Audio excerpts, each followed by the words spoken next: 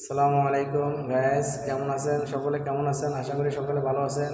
বরাবর মতো আজকেও চলে আসলাম ঢাকা শাহী হোটেলে। এখানে ঢাকা শাহী হোটেল অবস্থিত হলো দাম্মাম নাভিয়া। এখানে হোটেল অবস্থিত, হোটেলের জায়গা হলো দাম্মাম নাভিয়া বলে। আমিও এর আশেপাশে থাকি। তো আমরা প্রতিদিনের মতো প্রতিদিনই এখানে নাস্তা করি সকালবেলা। আজকেও চলে আসলাম। দেখেন ক্যাশ কাউন্টার অনেক ভিড়। এখানে নাস্তা খাইতে হলে অনেকক্ষণ দাঁড়ায় থাকতে হয়। আজকে আমি আসছি, একটু লোকজন কম আছে, আমি একটু সকালবেলা চলে আসছি, এই জন্য লোকজন কম।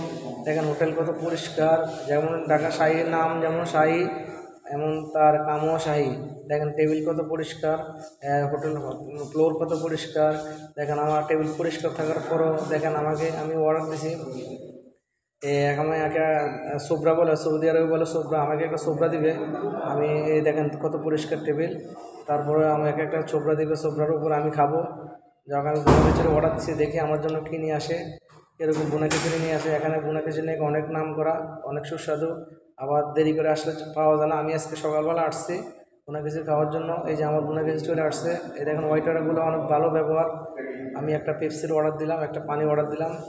দেখি আমার জন্য পেপসি পানি নিয়ে আসতেছে। আর একে দেখেন বোনা খিচুড়িটা এই যে নিয়ে আসলাম। দেখেন বোনা খিচুড়ি অনেক সুস্বাদু, গ্রানটে হলো আলাদা। যে পেপসি নিয়ে আসছে, পানি নিয়ে আসছে, সাথে ঝোল দিছে।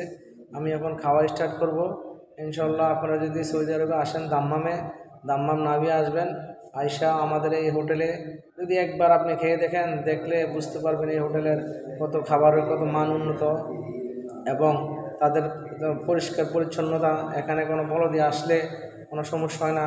অনেকবার বলদি আসছে, বলদি আসার পর ওখানে কোনো ফাইন দেয় না। সবাই আসবেন ইনশাল্লাহ, সবাই ভালো থাকবেন। আসসালামু আলাইকুম।